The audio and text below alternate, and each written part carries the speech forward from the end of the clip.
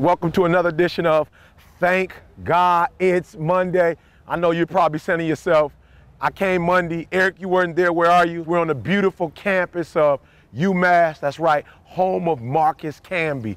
So we're here. My theme for today, are you living or are you just existing? So do me a favor. Like I said, it's a special edition. So what we're going to do is we're going to go inside the field house. I'll be training about 70 coaches. And what we're going to do is draw our 3 points from my session inside. All right, come with me.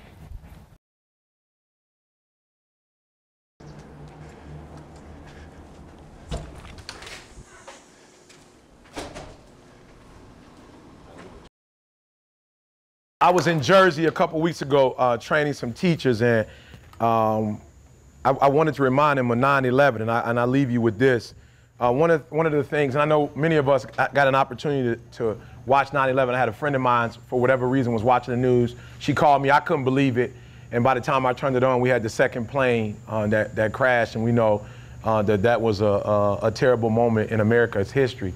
But I drew some lessons from that particular day. And one of the things that struck me, and I know here at UMass, you guys are already there, but I want to challenge you and push you, is that the thing that struck me is the smoke. And I don't know if you guys watched it, but there was so much smoke, and debris.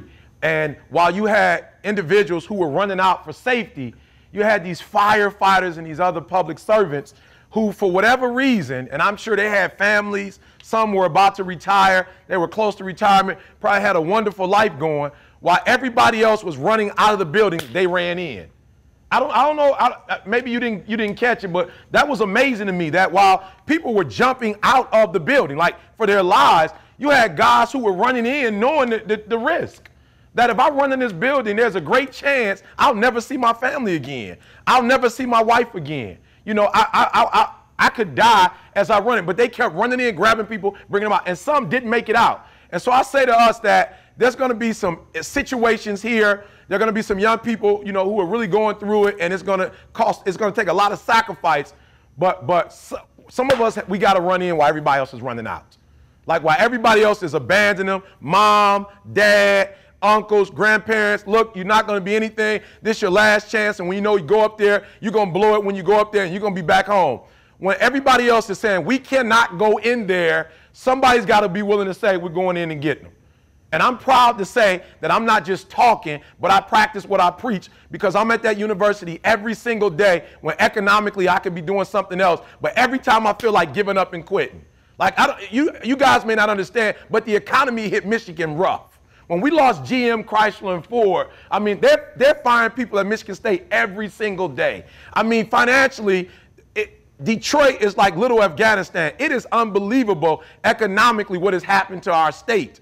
And so while people are moving to New York, people are moving to Texas, people are going everywhere saying, man, we got to get out of Michigan while we can. There are a few of us that are saying we can't leave these students behind.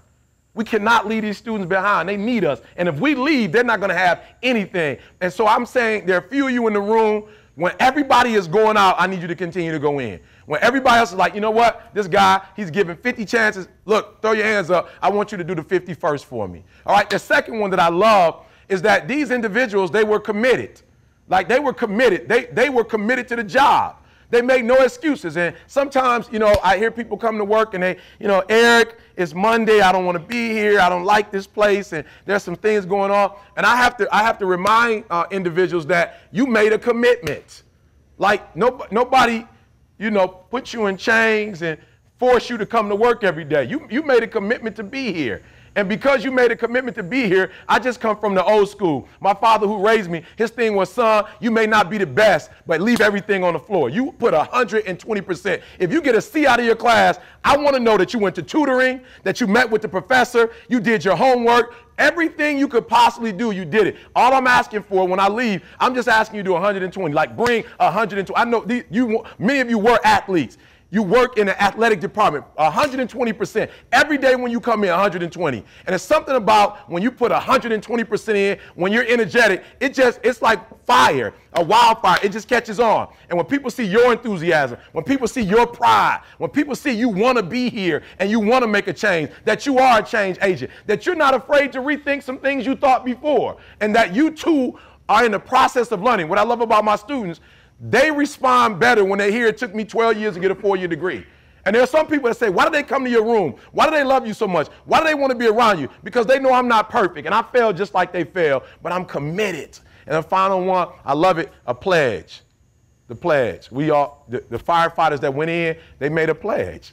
As firefighters, they made a pledge that this is what we do. When there's a fire, we go in. We save. And I just don't want you to forget your look, you don't have to do what, you don't have to, Eric said this and Eric said that. Look, that's not important for you to necessarily embrace all of the concepts that I gave you, but it is important for you to embrace the concepts you believe in.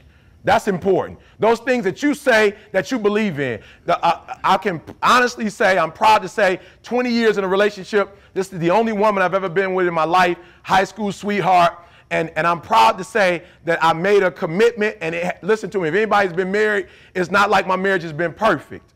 I could have left many of times, but at the end of the day, I made the vow, I made the pledge. I was the one that said in sickness and in health, in good times and bad, and these are bad times. Right? But I said at the altar, and so when people come to me and say, I want to get a divorce, I just say, remember what you said in sickness, and this is sickness right here. Remember, you said it. Remember in good times and bad, remember you said bad times, these are bad times. This is what bad times looks like right here. You said it. And so all I want you to do is the commitment you made to this university, the pledge that you made to this university, I want you to keep the pledge. I want you to keep the pledge. And some of you, as I conclude, you're old enough to remember a time when a man didn't have to sign a contract. We're at a place now, when we say something, we got to sign like 3 and 4 documents because that's the society we live in. But I remember being a kid, I remember when my father used to do this. And when he shook your hand, and you shook his hand, there was no paperwork involved. He made a commitment that if I said I'm going to be there at 6, I'll be there at 6. And we got to get back to that place that our word is bond. And when we make a commitment to stick in the mutualism, that we benefit, but the people around us benefit as well. So I thank you so much for your time.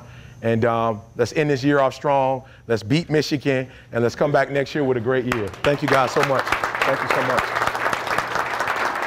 Thank you so much. I was enriched today. Something to get you energized and go back and just be ready to be fired up for work. The presentation today by Eric and his staff was fantastic. I thought it was really motivating and makes me anxious to go back to work. That's big for these young kids and these student athletes to see. He speaks from experience, he speaks from the heart, and I think that's what really translates to everybody that's in the group that he talks to. Unbelievable job, high energy, and the feedback I'm already getting from our coaches and our athletes has been unbelievable. So we appreciate Eric coming out to the University of Massachusetts, and hope to see him again. What's up, TGIM family? It's your boy ET, coming live and direct. I told you we're doing it big on Mondays. Unfortunately, we didn't have Monday this week because I was at UMass doing it. This is what a Monday looks like when you're positive and when you're not talking about it, but you're being about it. On my way back, we're going to Chicago first, home sweet home, where your boy was birthed. Then we headed to Detroit, to East Lansing to do the Advantage Tonight. So TGIM special edition.